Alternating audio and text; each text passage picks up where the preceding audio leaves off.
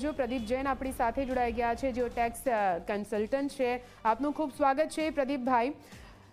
ટેક્સની વાત આવે એટલે દેશના દરેક નાગરિકની નજર ત્યાં ચોંટી જાય કે ટેક્સમાં શું ફેરફાર થયો છે જ્યારે પણ બજેટની વાત આવતી હોય। આ વખતે તો આટલી મોટી જાહેરાત કરવામાં આવી છે, કેવી રીતે જોઈ રહ્યા છો તમે ઇન્કમ ટેક્સ સ્લેબમાં જે ફેરફાર કરવામાં આવ્યો છે તેને?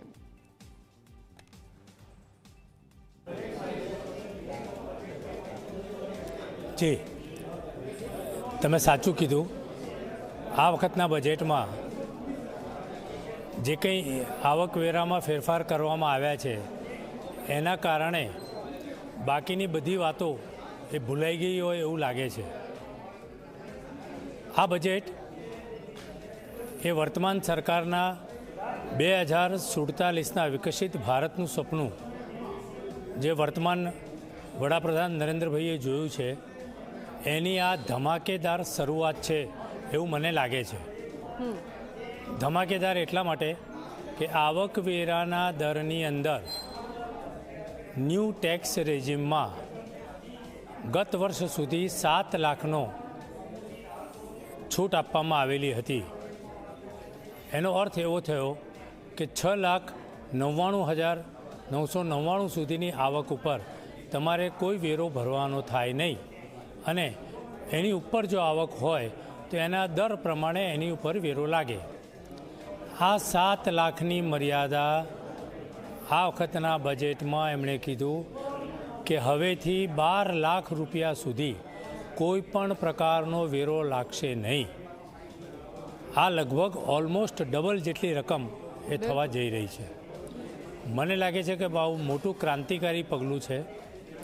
એના કારણે બજારની અંદર લોકોની ખરીદ શક્તિની અંદર ખૂબ મોટો વધારો થશે અને એનો લાભ એ સીધો જીડીપીને થશે। ઉપરાંત 4 લાખ કરી છે। બીજી જે 3-4 મહત્ત્વની બાબતો એમણે કરી છે અને જે સીધી સામાન્ય જનને સ્પર્શે છે। ખાસ કરીને સિનિયર સિટીઝનની વાત કરીએ તો વ્યાજની આવક ઉપર અત્યાર સુધી 50,000 રૂપિયા જો એમને વ્યાજની આવક થતી હોય તો એ ટીડીએસની જોગવાઈ હતી, એ મર્યાદા હવે 1 લાખ કરવામાં આવી છે।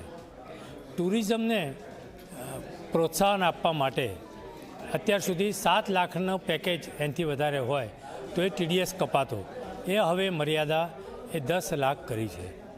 અને બીજી જે ટીડીએસની જોગવાઈમાં મહત્ત્વનો સુધારો કર્યો છે કે વાર્ષિક 2,40,000 સુધી જો તમને ભાડાની આવક થતી હોય તો કોઈ ટીડીએસ નહોતો, પરંતુ 2,40 ઉપર હોય તો ટીડીએસ કાપવાની જોગવાઈ હતી। એ મર્યાદા હવે 6 લાખ રૂપિયા કરી નાખી છે। એનો સીધો ફાયદો એ સામાન્ય જનને જવાનો છે।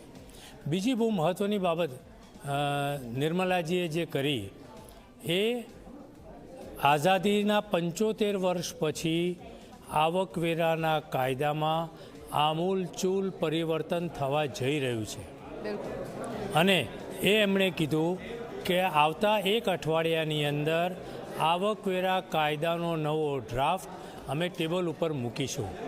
અર્થાત અત્યારનો જે કાયદો છે એ આખો ધડમૂળથી ફેરફાર થશે અને નવી જોગવાઈઓ સાથે એ કાયદો આવવાનો છે। એમાં એમણે એવી હિન્ટ આપી કે વર્તમાન કાયદામાં જેટલી જોગવાઈઓ છે એનાથી 1/3 જોગવાઈઓ એ નવા કાયદાની હશે। અર્થાત કાયદો સરળ હશે, ગૂંચવાડા ભર્યો નહીં હોય, સામાન્ય જન સમજી શકે એવો હશે। મને લાગે છે કે આ પ્રકારની જોગવાઈઓ એ આવકવેરાના કાયદા માટે બહુ મહત્ત્વની સાબિત થશે। બિલકુલ પ્રદીપભાઈ, આપની પાસે આવું છું હું। આપણી સાથે વધુ વાત કરવા માટે એમએસએમઈ સેક્ટરમાંથી ઉદ્યોગપતિ અમિતભાઈ શાહ જોડાઈ ગયા છે વડોદરાથી। અમિતભાઈ, આપનું સ્વાગત છે ઝીના આ મંચ પર। બજેટ જાહેર થઈ ચૂક્યું છે, એમએસએમઈ સેક્ટર ખૂબ જ આશા અપેક્ષાઓથી રાહ જોઈને બેઠું હતું અને આશા અપેક્ષા પૂર્ણ થતી દેખાઈ રહી છે। એક ઉદ્યોગપતિ તરીકે શું લાગે છે આ બજેટ કેવું રહ્યું?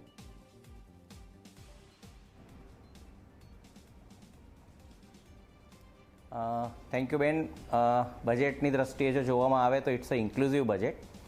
ગ્રોથ સેક્ટરનું જોવામાં આવે તો દેશના દરેક ખૂણાને આવરી લેવા માટેનો એક પ્રયત્ન કર્યો છે અને ઇસ્ટર્ન રિજિયન જે છે એને વધારે ફોકસ કરવાથી એ એરિયાને વધારે ડેવલપ થશે એવું દેખાઈ રહ્યું છે। આનંદના સમાચાર જે રીતે આપણે જોયા એ પ્રમાણે કે સામાન્ય વર્ગ એટલે મધ્યમ વર્ગને જે એમને સૌથી વધારે ખુશી આપી છે એ છે કે દરેકનું એક્સપેક્ટેશન એવું હતું કે ટેક્સ સ્લેબમાં 10 લાખ સુધીનો સ્લેબ આવશે અને એમાં માંગ્યા એટલે ધાર્યા કરતાં વધારે જ્યારે એમને બેનિફિટ થયો હોય તો એમાં પ્રજાને ખૂબ ખુશી વર્તાય જ. એનો ઇનડાયરેક્ટ બેનિફિટ જે છે એ સરકારમાં જેમ 12 લાખ સુધીનો પ્રોવિઝન્સ છે ન્યૂ રેજીમમાં, તો એનાથી લોકોનો પરચેસ પાવર 100% વધશે કારણ કે એમના હાથ પર કેશ વધારે રહેશે. બિલકુલથી અમારી સાથે જોડાયેલા રહેજો. અમિતભાઈ, આપની પાસે પણ આવું છું. જયંતિભાઈ, આપ સતત જોડાયેલા છો. આપણે આ બજેટને ફૂલ ગુલાબી બજેટ ચોક્કસથી કહી શકીએ. એક ઉદ્યોગપતિ તરીકે ઘણા બધા નોકરિયાત વર્ગ તમારા ત્યાં નોકરી કરતા હોય એટલે આ બજેટને કહી શકાય કે નોકરિયાત વર્ગને ફાયદો કરાવનારું છે, ઉદ્યોગ વર્ગને પણ ફાયદો કરાવનારું છે. એટલે તમામ લોકોને સાચવવાના પ્રયત્નો કરવામાં આવ્યા છે અને લોકો સચવાઈ પણ ગયા છે. જયંતિભાઈ, આ બજેટ મને એવું લાગે છે કે મોસાળે માં પીરસતી હોય અને જમણવાર હોય એવું લાગે છે કે આપણી માં પીરસતી હોય ને ત્યારે આપણને શું ભાવે છે એને ખબર હોય. એ જ રીતથી અમારે રાજકોટ અને સૌરાષ્ટ્રને જે જરૂરિયાત હતી એ બધી ફિલફૂલ આ બજેટમાં થઈ ગઈ છે એવું મને લાગે છે. આ બજેટને કારણે નોકરિયાતો, મધ્યમ વર્ગ, ખેડૂતો આ બધા લોકો ખુશ છે અને MSME ઉદ્યોગને ખૂબ મોટો બૂસ્ટ મળશે એવું મને લાગે છે અને દેશના અને ગુજરાતના વિકાસમાં રાજકોટ લીડિંગ કરશે એવું આ બજેટમાંથી મને લાગે છે. બિલકુલથી જયંતિભાઈ. પ્રદીપભાઈ, હવે એ સમજાવો કે આ જે બજેટ જાહેર કરવામાં આવ્યું અને આમાં જે ઇન્કમટેક્સ સ્લેબમાં ફેરફાર કરવામાં આવ્યો છે તો જૂના ઇન્કમટેક્સ સ્લેબમાં જે પણ ઇન્કમટેક્સ પેયર્સ છે તેમને કોઈ ફાયદો નથી થયો કેમ કે એ હજુ કંઈ સ્પષ્ટ નથી થયું.